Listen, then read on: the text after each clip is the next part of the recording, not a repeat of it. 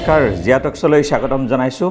চিৰস্নেহী মোৰ ভাষা জননী। মিছামাৰী ভাষা সাহিত্য সভাৰ আহ্বানত মিছামাৰীত অনুষ্ঠিত হ'ব অসমীয়া ভাষা সাহিত্যৰ সৰ্ববৃহৎ জাতীয় অনুষ্ঠান অসম সাহিত্য সভাৰ শোণিতপুৰ জিলা সমিতিৰ 23 সংখ্যক দ্বিবাৰ্ষিক জিলা অধিৱেশনখনি।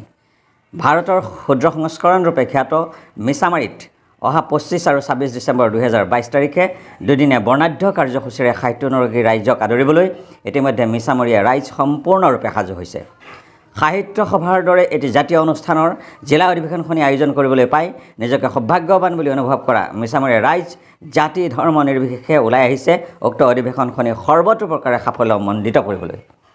যোৱা 10 ছেপ্টেম্বৰ 2022 তাৰিখে গঠিত হোৱা উক্ত অধিৱেশনৰ অভ্যৰ্থনা সমিতিৰ সভাপতি হিচাপে মিছামাৰী বিশিষ্ট সমাজকৰ্মী ৰথীন্দ্ৰ দে আৰু সাধাৰণ সম্পাদক হিচাপে ছাত্ৰ নেতা পৰাগ সেন ডেকাক দায়িত্ব অৰ্পণ কৰা হৈছে বুলি জানিব পৰা গৈছে। 16 অক্টোবৰ 2022 তাৰিখ ৰবিবাৰে অনুষ্ঠিত হোৱা অভ্যৰ্থনা সমিতিৰ প্ৰথমখন বৰ্ধিত কাৰ্যনিৰ্বাহক সভাত উপস্থিত থকা বৃহৎ সংখ্যক মিছামাৰী ৰাইজে 7খনকৈ উপসমিতি গঠন কৰি দি উক্ত অধিৱেশনখনিৰ প্ৰতি ব্যাপক সঁহাৰি জনোৱা পৰিলক্ষিত হৈছে। বিভিন্ন জাতি জনগোষ্ঠীৰ মাজত মিলন সেতু গঢ়াৰ লক্ষ্যৰে আৰু অসমীয়া ভাষা সাহিত্যৰ পৰিকাঠামো সুদৃঢ় কৰাৰ অৰ্থে অভ্যৰ্থনা সমিতিখনে ইতিমধ্যে অধিৱেশনৰ বাবে প্ৰায় 5 লাখ টকাৰ বাজেট গ্ৰহণ কৰি দান বৰঙণি সংগ্ৰহৰ অভিযান আৰম্ভ কৰিছে।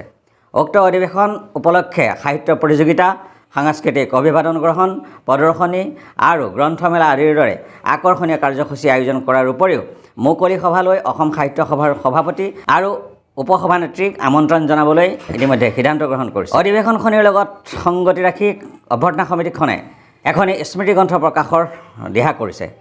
এইখিনিতে আমাৰ হাতত থকা উক্ত অভ্যৰ্থনা সমিতিখনৰ সভাপতি আৰু সাধাৰণ সম্পাদকৰ ভাষ্য আপোনালোকলৈ আগবঢ়াইছোঁ। ধন্যবাদ।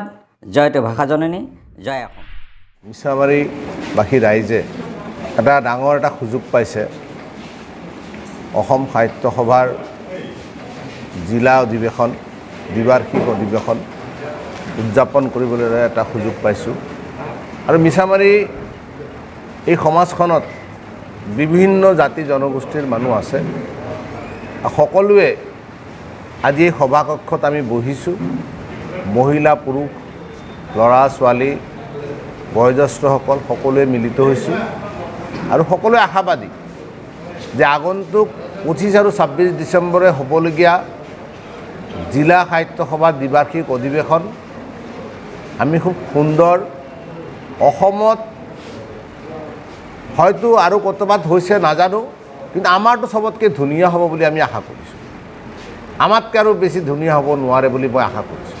আৰু সকলো ৰাইজৰ সহযোগত আমি এই কামনা কৰিছোঁ মূল সমিতিয়ে আৰু গোটেই অঞ্চলৰ। আমাৰ ইয়াত কমচে কম 52খন গাঁও আছে।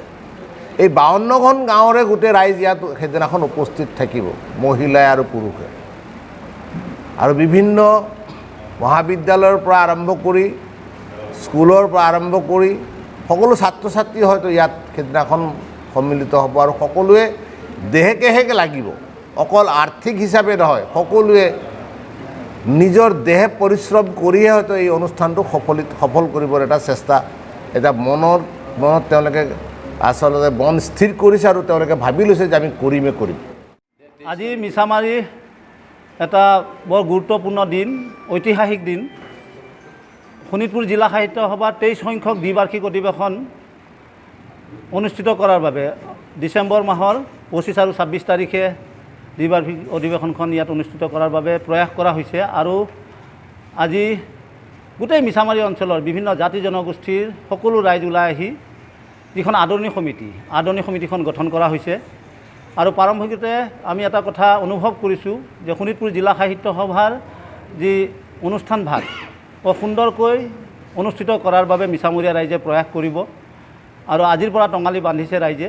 আমি আশা কৰিছোঁ মিছামৰীয়া ৰাইজৰ সহায় সহযোগিতা আমি পাম আৰু শোণিতপুৰ জিলাৰ যি ঐতিহাসিক দ্বিবাৰ্ষিক অধিৱেশনখন মিছামাৰীত অনুষ্ঠিত কৰিব দিয়াৰ বাবে প্ৰথমতে আমি শোণিতপুৰ জিলা সাহিত্য সভাক ধন্যবাদ জনাইছোঁ। শ্ৰদ্ধাৰ ৰথীন্দ্ৰ দে ডাঙৰীয়াক সভাপতি আৰু মোক সাধাৰণ সম্পাদকৰ দায়িত্বভাৰ দি এখন পূৰ্ণাংগ সমিতি, সবল সমিতি এখন, আদৰণি সমিতি এখন গঠন কৰা হৈছে। 7খন উপসমিতিৰ দ্বাৰা এই সমিতিখন পৰিচালিত হ'ব আৰু বিভিন্ন কাৰ্যসূচীৰে সাহিত্য প্ৰতিযোগিতা, জিলা ভিত্তিত সাহিত্য প্ৰতিযোগিতা, সাংস্কৃতিক প্ৰতিযোগিতা, তাৰপিছত আপোনাৰ গ্ৰন্থমেলা ইত্যাদিকে ধৰি শোভাযাত্ৰা, সাংস্কৃতিক অভিবাদন কাৰ্যসূচী অসমৰ বিভিন্ন প্ৰান্তৰ পৰা আহিবলগীয়া এই অনুষ্ঠান ভাগত অতিথিসকলক আহ্বান কৰাৰ যি ব্যৱস্থা, আই মাতৃসকলে ঘৰতে বনোৱা লাড়ু পিঠাৰে আহ্বান কৰাৰ আজি সিদ্ধান্ত গ্ৰহণ কৰা হৈছে। ঘৰতে বোৱা গামোচাৰে তেখেতসকলক সন্মান দিয়া হ'ব। গোটেইখিনি বস্তু বিশদভাৱে আলোচনা কৰি আগন্তুক দিনত সভাখন যাতে সুন্দৰভাৱে কৰিব পাৰে। আমি জনামতে অসম সাহিত্য সভাৰ সন্মানীয় সভাপতি ডাঙৰীয়া আৰু উপসভানেত্ৰী ডাঙৰীয়ানী আৰু বিভিন্নজন সাহিত্যবিদ ইয়াত উপস্থিত থাকিব বুলি আমি অনুভৱ কৰিছোঁ।